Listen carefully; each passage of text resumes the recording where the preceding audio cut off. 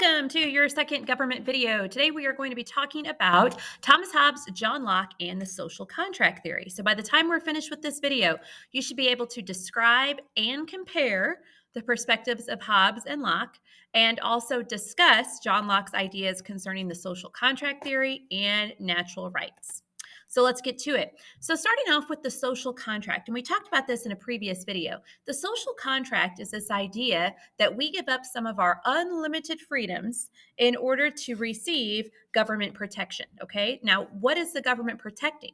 Well, according to John Locke, the government was protecting the natural rights of the people. So those rights are the right to life, liberty, and property.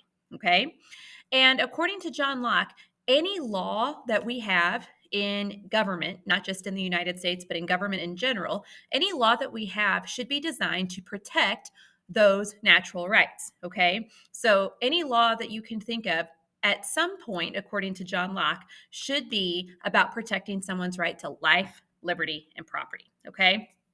So John Locke believed that the social contract was a relationship between the people and their government.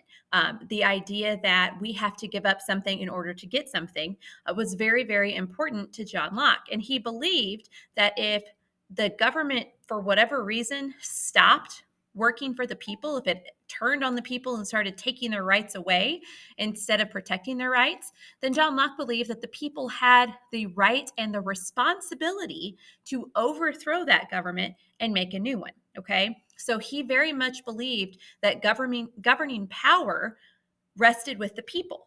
Okay. So the phrase government power flows from the people was something that John Locke would have really believed in. And we'll talk about that phrase in class. So moving on then to Thomas Hobbes. Thomas Hobbes had a completely different idea on the nature of government. He saw people as evil. He thought that if people were given too much freedom, then they were going to go crazy and start taking each other's rights, and it was just going to be a complete chaotic time. So, whereas John Locke believed that the people should have a lot of freedom and should have some control and authority in their government, Thomas Hobbes believed in an absolute government. So he thought the best type of government was going to be an absolute government, like an absolute monarchy or a dictatorship, one where people didn't have a whole lot of freedom to make decisions or to participate in government, because he believed, like I said, people were evil. And if you allow evil people to make decisions that are important to everyone, then things are going to go very badly. And Thomas Hobbes would have believed that if your government ever turned on you and started taking your rights away, then you're kind of just stuck with it, because he believed that we always have to have a government. So there could never be a time where we're overturning the government and starting a new one. Okay. So if you guys have any questions, let me know.